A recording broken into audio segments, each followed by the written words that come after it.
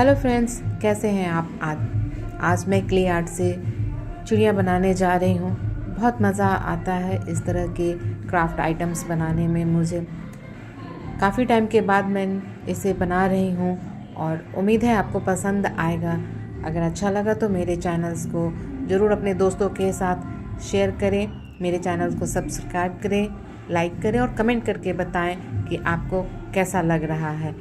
आज के चैनल में ये चिड़िया बहुत ही प्यारे लग रहा है।